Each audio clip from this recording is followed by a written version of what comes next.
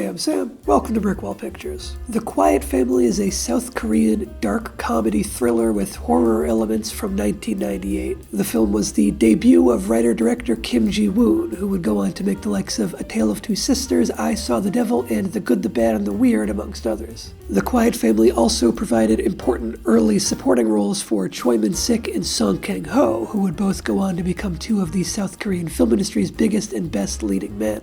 The film tells the story of an off-kilter family who opens up a remote countryside inn where they struggle to get any business. When they finally do receive their first lodger, he kills himself overnight. To preserve the reputation of their inn, and since the details of his suicide could look like murder, the family covers up his death and buries his body. What follows is a series of accidents, coincidences, and miscommunications that leads to more and more bodies piling up at the inn, while the family resorts to more and more drastic measures to keep covering everything up in darkly absurd fashion.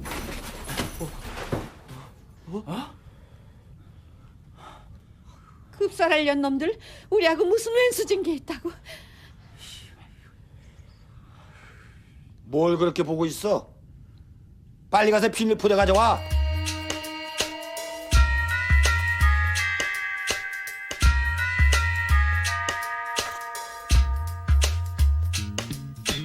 これしかないんだみんなのためには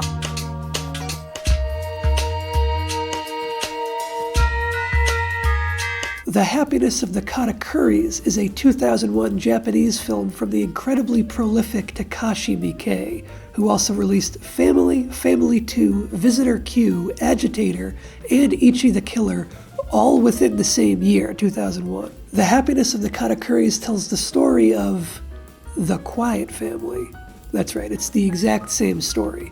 The Happiness of the Katakuris doesn't telegraph itself as a remake, but it is. Different poster design, completely unrelated title, Kim Jee-woon isn't credited anywhere within the film for his original screenplay, and the two films were, of course, released in two different countries in two different languages. Unless someone told you or you happened to see both films and found yourself getting a strong sense of déjà vu, you might not ever know that this connection existed. Remakes are contentious beasts, so often coming off as unnecessary, shallow retreads that don't justify their existence, or that even harm the reputation or potential audience of the original. Remakes that are both good and worthwhile in terms of what they bring to the original material are few and far between. But luckily, The Happiness of the Katakuris is one of those rare exceptions.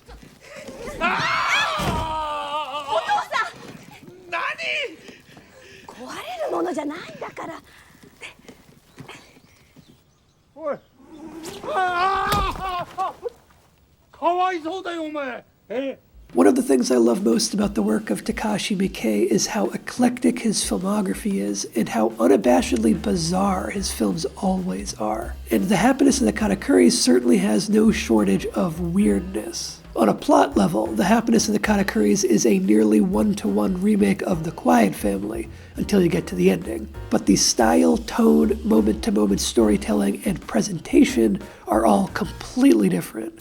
Both films embrace dark comedy, thriller, and even some horror elements, but The Happiness of the Katakuris supplements the absurd, macabre humor with lighter, goofier humor as well, and a different breed of absurdism in classic Miike fashion. But there's another, much bigger change throughout the entire film. Instead of explaining it, let me show you an example. When the family discovers that their first guest has killed himself in the night, the Quiet Family presents the scene like this. 왜 그래? 머리야. 에이 씨발 이거.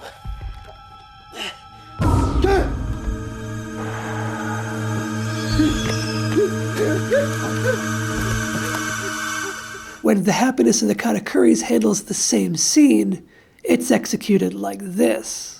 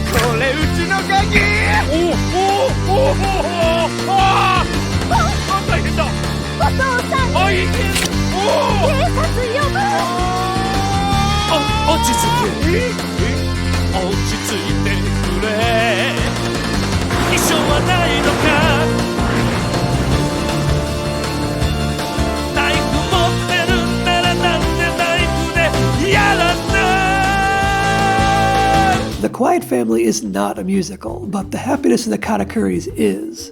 Why Takashi Miike made the decision to not only remake this South Korean dark comedy thriller, but to do it as a musical is a wondrous enigma. It is such an outside-the-box idea, and it has me wishing that other remakes took chances as bold as this.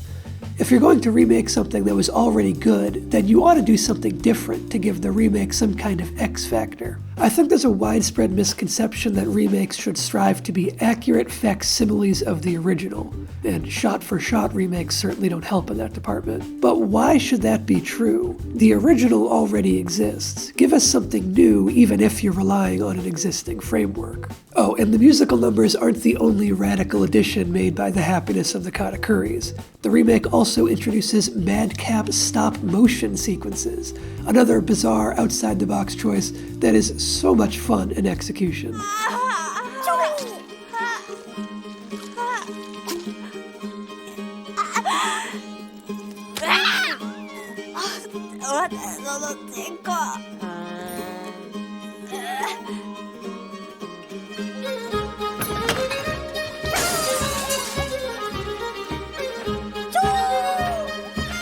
The Happiness of the Katakuris is a perfect case study for how to remake a film while also delivering something that is completely different and original at the same time. All of the plot beats are the same, but the execution is so different that it in no way tarnishes or treads on the original.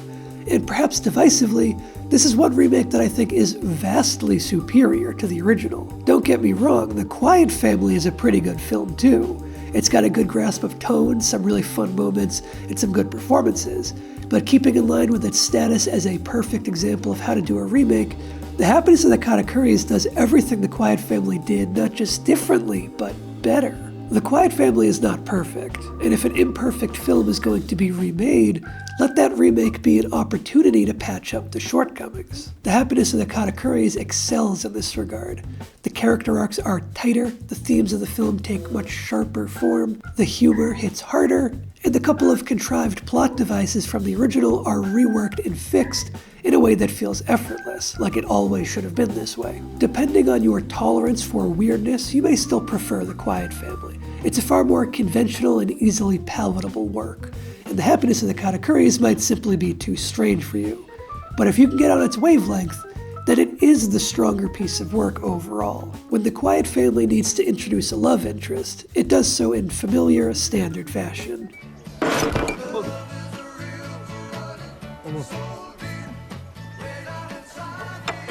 But when The Happiness of the Katakuris needs to accomplish the same thing, the scene becomes this.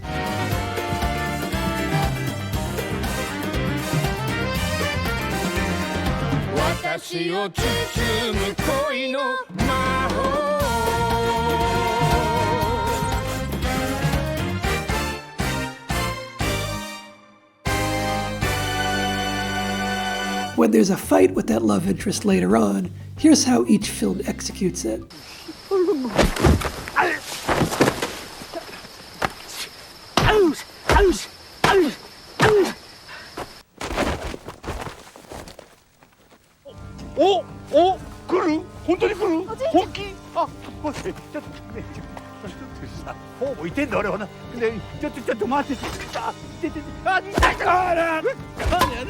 And here's how each film presents him falling off a cliff.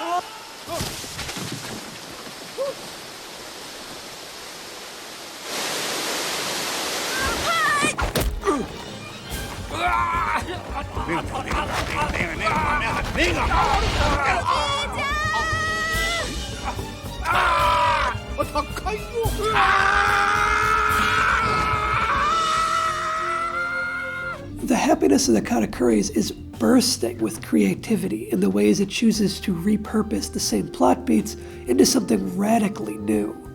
But importantly, those changes are far more than stylization and aesthetics. This character is pretty bland in The Quiet Family. He serves his purpose in the plot, and that's about it. The changes in The Happiness of the Katakuris turn him into a significantly more memorable, complex, and entertaining character. アメリカ海軍に所属してます。No、正確に言うとイギリスですね。日本語お上手ですね。Yes. The Happiness of the Katakuris is about 20 minutes longer than The Quiet Family, though it still moves at a brisk pace and feels tightly plotted. I would actually say that it feels quite a lot faster than The Quiet Family. That extra 20 minutes is spent on the musical numbers, stop-motion sequences, and the zombie subplot, because yes, there's also a zombie subplot invented for the remake.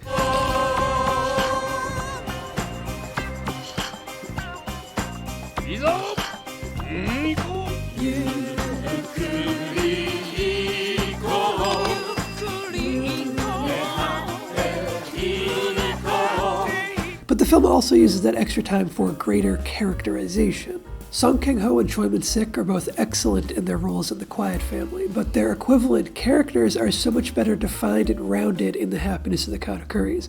And they have much more refined character arcs as well, and importantly, they actually grow over the course of the film, which cannot be said of the original. Even the way each of the main characters are introduced is sharper in the remake, and paints a clearer picture of each one of them right off the bat. In The Quiet Family, the daughter gets this long, silent shot of her own right at the very beginning, but it doesn't tell us anything about her, and she doesn't even end up being the most important family member, nor does she serve as her eyes into the story like the shot in her accompanying voiceover, which disappears entirely after this opening, seem to imply. Which makes it kind of an odd way to open the film when she spends the rest of the runtime mostly just being passive on the sidelines and not engaging with or even really reacting to the plot for the bulk of the narrative. The Happiness of the Katakuris adds a brief, brand new intro scene to the film that takes place away from the main characters and away from the lodge where the rest of the film takes place. It sets the stage for the zaniness to follow right away and lets you know to buckle up for a wild ride. Even though it might seem a little random at first, it's also subtly providing a contrast to the lodge experience that will follow, which helps make those later scenes sharper. After introducing the daughter, The Quiet Family then introduces the rest of the main cast pretty much all at the same time.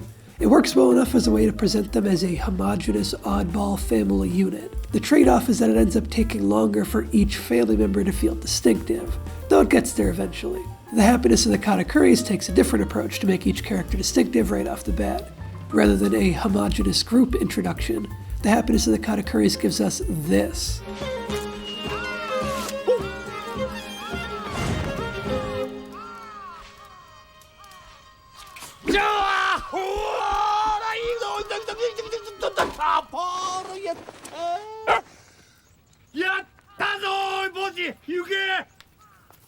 And finds other little moments to introduce everyone individually. Oi! 祖母のテルエとは職場結婚。 This is a totally unique and hilarious way to introduce a character that also effectively reinforces the quirky tone early on and serves as a cheeky, sneaky Chekhov's log setup for later on. The ending is the main area where the two diverge on a plot level. I won't spoil the specifics, so I'll just say that The Quiet Family ends in one of the two ways that you would probably guess a film about covering up deaths spiraling out of control would probably go. Whereas The Happiness of the Katakuris throws that ending out the window right along with the laws of nature and reason to go completely off the rails in glorious fashion. fashion. It might be a little too much for some people, like a jump the shark moment, but I think it's perfectly fitting for the zany nature of the film, and manages to be genuinely sweet and genuinely full of happiness and life too, without losing any of the darkness and death of the original. There's a far broader balancing of tones and contrasts going on in the happiness of the Katakuris, and the strange world that Miike crafts is able to stretch and expand enough to convey such far-reaching moods without bursting. So obviously I consider The Happiness of the Katakuris to be the better film, but I do recommend watching both of them, starting with the original before going on to the remake. If you're interested in how films and creative decisions are made beyond just experiencing cinema, then you'll get so much more out of marveling at how and why Takashi Miike told the same story in such a drastically different way. Thanks for watching. I also just put out a video tribute to Sung Kang-ho, one of the stars of The Quiet Family, so check that video out if you missed it. Stick around if you feel like it, or not, whatever, do what you're gonna do.